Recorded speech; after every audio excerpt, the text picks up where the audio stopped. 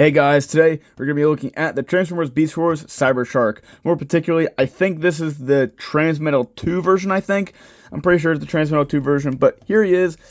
And yeah, it's a shark. It is a cybernetic shark, of course, you can see it.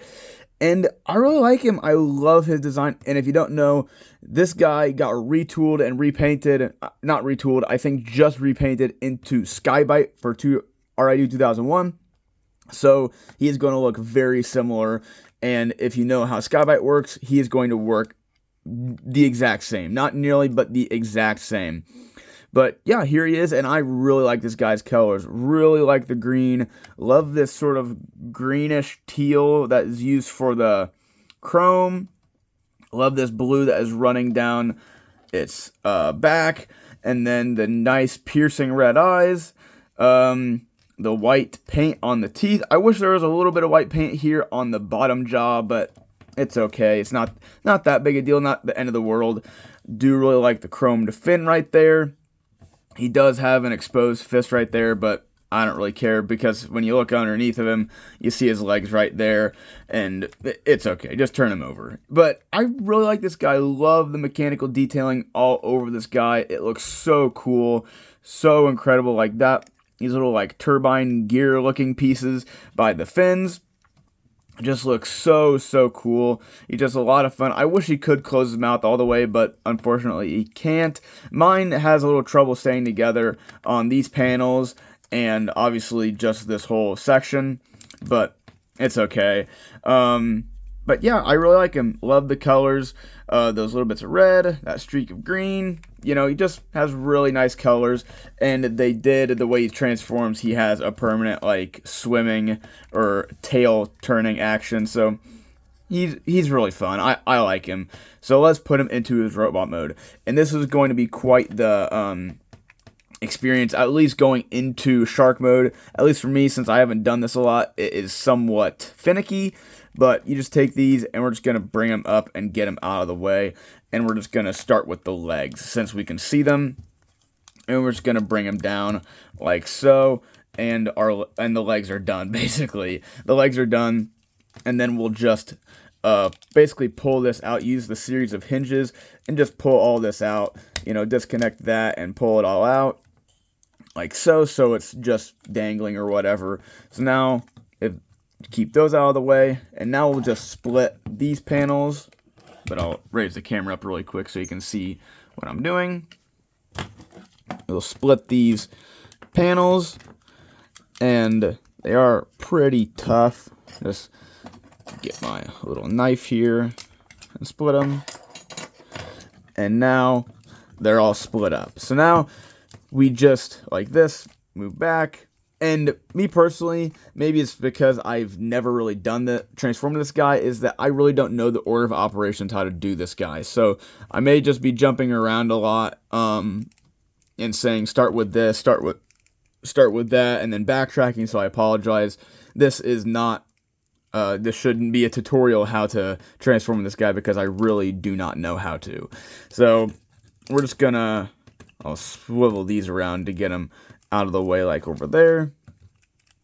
And then, because these big panels will become his shoulder pads. Tilt those down. And so we're just going to try to get them down. Yeah. There's not a lot of room, but I bet if I knew how to actually transform this guy, it'd help. But I'm just going to kind of cheat. Just this hand pegs in right there. So swivel that out, and I'll just leave this panel off right now, and I'll try to get this one down.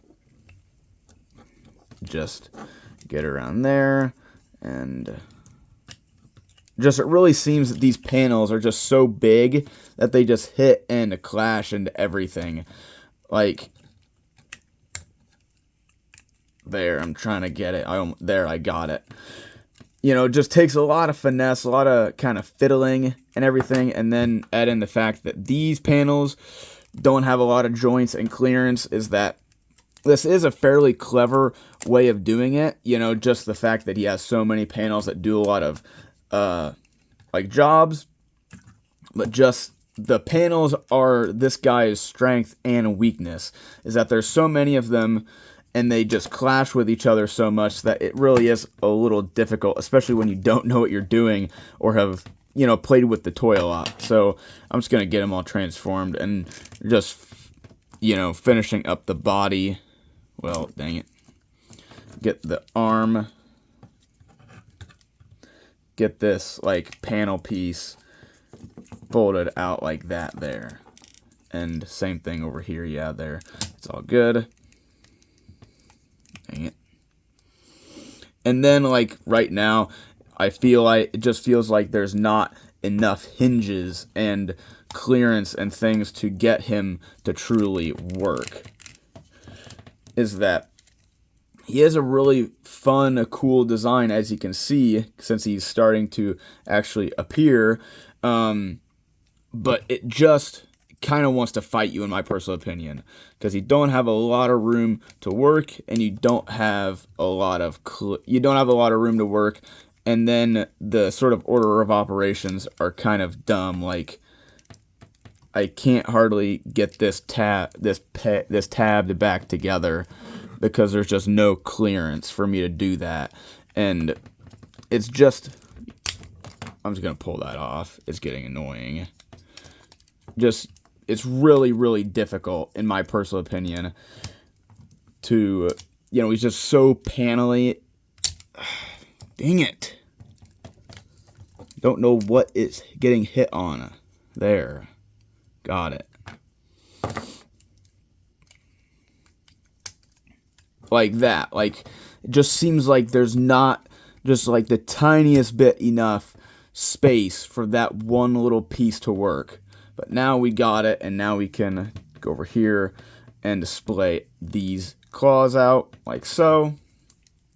And now we have him all done. I apologize for that. I should have probably looked up a review on my own to figure out and get better at transforming this guy. But I didn't, and now you got to witness me getting frustrated and not understand how to transform this guy. But really, there isn't a lot of room to work, and the panels and everything that he does have don't yield a lot of space. And then, obviously, it doesn't help that it's curved, it's not straight, so it's just not super easy to get a lot of room to work with this guy. But at the end of both ways, obviously, I really like the shark, and this guy, I really like really love it. His claw is really fun. Yes, it's no, well, I thought one of these, yes, there, it can kind of swivel. I can't remember. No, it's just this, but his hand can swivel and rotate and everything, and now that, I think it should lock it out. If whatever, but that can turn, and he does, obviously, like a lot of the Beast Wars toys, have a nice amount of articulation. Obviously, he has the gorilla style arm right here, and it is loose, but it's okay. I do really love his face sculpt. His head sculpt looks really, really nice. Love the maximal crystal. Just looks so fun, so cool. Just if he wasn't so difficult to transform, he'd be a really fun toy, because he looks cool in this mode, looks cool in his